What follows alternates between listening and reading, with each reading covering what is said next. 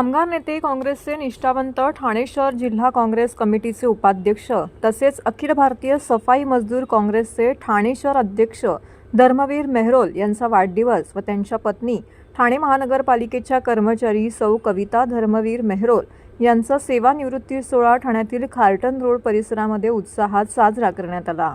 या दोघांनाही शुभेच्छा देण्यासाठी ठाणे शहर जिल्हा व इतर परिसरातील सर्व मान्यवर पदाधिकारी कार्यकर्ते नागरिक बंधू भगिनी मोठ्या संख्येने उपस्थित होते। सदर प्रसंगी अखिल भारतीय सफाई मजदूर काँग्रेसचे राष्ट्रीय अध्यक्ष चरणसिंह टाक, ठाणे जिल्हा अध्यक्ष राजेंद्र अडलाने, राष्ट्रीय खजिनदार सूरज श्रीपाल चिंडलिया, माजी उपमहापौर पल्लवी कदम, माजी नगरसेवक पवन कदम, माजी नगरसेवक भरत चव्हाण, गोकुळ कुंड, विनोद भाल, वरिष्ठ पोलीस निरीक्षक Sudhir Kudalkar, national human rights कमिशनचे अध्यक्ष समीर कुर्तडकर, ॲनिमल ॲक्टिव्हिस्ट पाल फाउंडेशनचे झेवियर स्टॅटिगो, सुधीर पाटील, डॉक्टर सुधीर करंदलकर, ठाणे शहर जिल्हा माहिती काँग्रेस अध्यक्षा स्मिता वैती, सचिव नमिता उमेश उटवल मेहरोल, सरचिटणीस शिरीष घरत, डॉक्टर परमार श्रीकांत गडिलकर, महाराष्ट्र रुखी ज्ञाती समाज ठाणे जिल्हा अध्यक्ष सहदेव जेठवा, माजी अध्यक्ष पप्पू राठोड, निखिल बुरजुडे, गिरीश मेहरोल, विशाल वाघ, सचिन चव्हाण तसेच सर्वपक्षीय नेते, पदाधिकारी, कार्यकर्ते, सर्व समाज बांधव, बंधू भगिनी, नागरिक यावेळी मोठ्या संख्येने उपस्थित होते। यावेळी धर्मवीर मेहरोल व कविता मेहरोल यांनी सगळ्यांचे आभार मानले।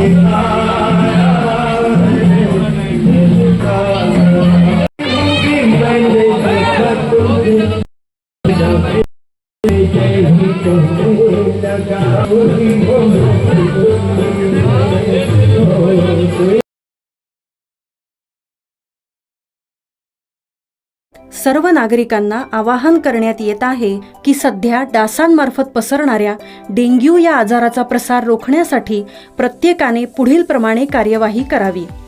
डेंग्यू आजार एडिस इजिप्ती हा डास चावल्याने होतो। या डासांची पैदास साचलेल्या किंवा साचवलेल्या स्वच्छ पाण्यामध्ये होते। 8 दिवसांपेक्षा जास्त दिवस पाणी उघडे व साचून राहिल्यास त्यात डास अंडी घालतात। अंड्यांच्या अळ्या तयार होऊन पुढे डास तयार होतात। यासाठी आपल्या घरातील पाणी साठे उदाहरणार्थ बॅरल्स, पिंपे, टाक्या, हौद, रांजणे इत्यादी दर आठवड्याला रिकामे करून घासून पुसून कोरडे करून पुन्हा भरावे। 1 दिवस कोरडा दिवस म्हणून पाळावा। पाणी साठ्यांना घट्ट झाकणे बसवावीत किंवा जुनी साडी, चादर, धोतर यांनी बांधून झाकून ठेवावीत, म्हणजे डास त्यात जाऊन अंडी घालणार नाहीत। घराच्या गच्चीवर, आजूबाजूला, अंगणात कोठेही पाणी साचू देऊ नये। भंगार सामान उघड्यावर टाकू नये, उदाहरणार्थ टायर्स, प्लास्टिक सामान, कुंड्या, टाकाऊ वस्तू इत्यादी। अशा सामानात पावसाचे पाणी साठून त्यात डेंग्यूच्या डासांची पैदास होते। घरातील कूलर्स, फ्रीजच्या पाठीमागील ट्रे हे देखील वेळोवेळी कोरडे करावेत। लक्षात ठेवा, नुसत्या फवारणीने डास घनता कमी होत नाही, तर त्यासाठी डास पैदास ठिकाणे नष्ट करणे ही आपल्या सर्वांची जबाबदारी आहे। कोणताही ताप अंगावर न काढता जवळच्या शासकीय रुग्णालयात मोफत औषधोपचार घ्या। अशा प्रकारे नागरिकांनी सहकार्य केल्यास डेंग्यूचा प्रसार रोखणे सहज शक्य आहे.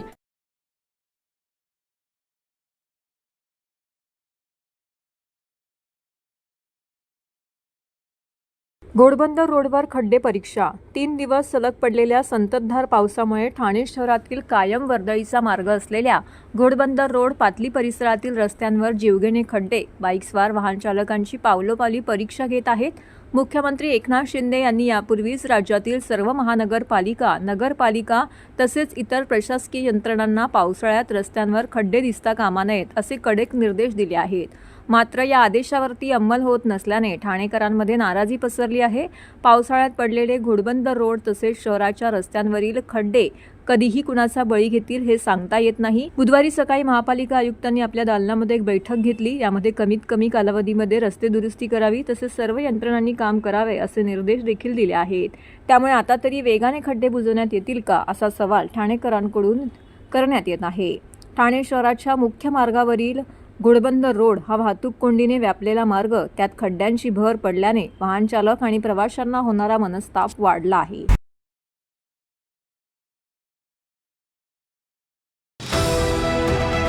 TJSB सौर शक्ती कर्ज, गो ग्रीन, करा वीज बिलावर बचत.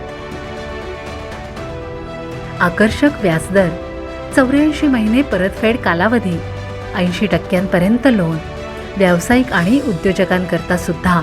अधिक माहितीसाठी तुमच्या जवळच्या शाखेला भेट द्या किंवा संपर्क साधा. 1800-223-466 आणि 1800-266-3466.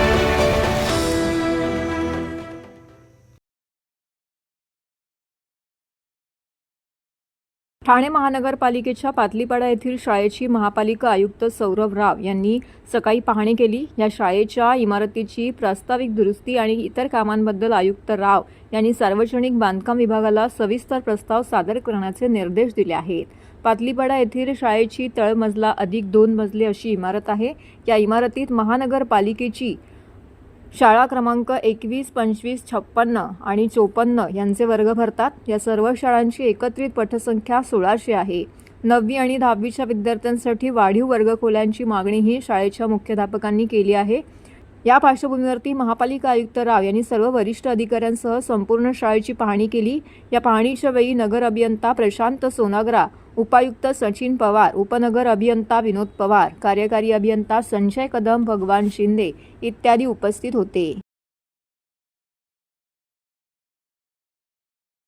ठाणे शहरात मागील वर्षाच्या तुलनेत यावर्षी स्वाईन फ्लूचे जास्त रुग्ण आढळले आहेत. ठाणे महानगरपालिकेने स्वाईन फ्लू रुग्णांची वाढ होऊ नये यासाठी सर्व सरकारी रुग्णालय आणि सर्व अधिकाऱ्यांना सतर्क राहण्याचे आदेश दिले आहेत. ठाणे महानगरपालिकेचे जनसंपर्क अधिकारी रवींद्र मांजरेकर यांनी यावेळी सांगितलं की स्वाईन फ्लू रुग्णांची वाढ लक्षात घेऊन आम्ही सतर्कता पाळण्यास सुरुवात केली आहे. ठाणे शहरात सध्या 70 स्वाईन फ्लूचे रुग्ण आढळले असून त्यांची प्रकृती स्थिर आहे आणि ते ठाणे महानगरपालिकेच्या संपर्कात आहेत. ठाणे शहरात स्वाईन फ्लू रुग्णांच्या उपचारासाठी कळवा रुग्णालयामध्ये विशेष वॉर रूमची तयारी करण्यात आलेली आहे. ठाणे महानगरपालिका आयुक्तांनी स्वाईन फ्लू रुग्णांवरती उपाययोजना करण्यासाठी मोठी बैठक बोलावली आहे. ठाणे महापालिका क्षेत्रामध्ये जून महिन्यापासून स्वाईन फ्लूचे म्हणजे H1N1चे 70 रुग्ण सापडलेले आहेत. त्या सगळ्यांची तब्येत व्यवस्थित आहे आणि म्हणजे त्यात गंभीर आजारी कोणी नाही. तर गतवर्षी या आजाराचे रुग्ण कमी होते. यावेळी थोडी संख्या जास्त असल्यामुळे आयुक्तांनी काल आढावा बैठकीमध्ये त्याच्याविषयी खबरदारी घ्यायची सूचना दिलेली आहे. कुठल्याही आरोग्य केंद्रामध्ये औषधं कमी पडू नयेत याची काळजी घेतली जावी आणि कुठली काही परिस्थिती उद्भवली तर त्याच्यासाठी आयसोलेशन वॉर्ड आपल्या छत्रपती शिवाजी महाराज रुग्णालयामध्ये कळव्याला तयार ठेवलेला आहे. त्यामुळे जर काही तशी गरज पडली तर तो वॉर्ड सुद्धा तिथे तयार आहे. या सगळ्या गोष्टींनी अलर्ट राहा अशा सूचना माननीय आयुक्त महोदयांनी आरोग्य विभागाला दिलेल्या आहेत. विधान परिषद निवडणुकीत महायुतीचे उमेदवार यांची अधिकची मतं मिळवून विजय होतील. जितेंद्र आव्हाड वैफल्यग्रस्त आहेत. महायुती सरकारकडून मुंब्रा कळव्यासाठी 105 कोटींचा निधी, मुख्यमंत्री माझी लाडकी बहीण या योजनेतून महायुतीमधील 3ही नेत्यांनी भाऊ असल्याचे कर्तव्य केलं आहे असा रोखठोक संवाद माध्यमांशी बोलताना राष्ट्रवादी काँग्रेस प्रदेश प्रवक्ते, ठाणे व पालघर समन्वयक, ठाणे जिल्हा अध्यक्ष आनंद परांजपे यांनी साधला आहे. जितेंद्र आव्हाड हे सध्या वैफल्यग्रस्त आहेत. त्यामुळे फार त्यांच्या आरोपांना महत्त्व मीडियाने देखील देऊ नये. 200 कोटी हा कथाकल्पित कुठनं आकडा आला मला माहीत नाही. रोहित पवार असतील, डॉक्टर जितेंद्र आव्हाड असतील, हे सातत्याने अशा प्रकारचे खोटे आरोप हे राष्ट्रवादी काँग्रेस पक्षावर करत असतात. आणि उद्या मग 2019 साली ज्या वेळेला रेनायसन्स हॉटेलमध्ये किंवा सोफिटेल हॉटेलमध्ये राष्ट्रवादीचे आमदार ठेवण्यात आले होते, मग ते हॉटेल राष्ट्रवादी काँग्रेस पार्टी शरदचंद्रजी पवार गटाने विकत घेतले असं म्हणायचं का? त्यामुळे या बेसलेस ॲलिगेशन्सला फारसं काही महत्त्व देऊ नये. माझा त्यांना नक्कीच एक सल्ला आहे की लोकसभेच्या यशानंतर काँग्रेस पार्टी ही स्वतःला मोठा भाऊ महाविकास आघाडीमध्ये समजायला लागले. आणि नुकतेच त्यांचे प्रदेशाध्यक्ष नाना पटोळे यांनी 288 विधानसभांमधनं इच्छुकांचे उमेदवारी अर्ज मागवले. तर डॉक्टर जितेंद्र आव्हाड यांनी ही काळजी करावी की त्यांच्या मुंबऱ्या कळव्या विधानसभेतनं काँग्रेसचा एखादा कार्यकर्ता इच्छुक म्हणून पक्षाकडे तिकीट मागत नाही ना. कारण ठाण्यातील सर्व काँग्रेस कार्यकर्त्यांना हे माहिती आहे की ठाण्यामधील काँग्रेस संपवण्याचं काम जर कोणी केलं असेल तर ते डॉक्टर जितेंद्र आव्हाड आहेत. अशा प्रकारचे अनेक आरोप जिल्ह्यातील काँग्रेसच्या नेत्यांनी अनेक वेळा त्यांच्यावर केलेले आहेत.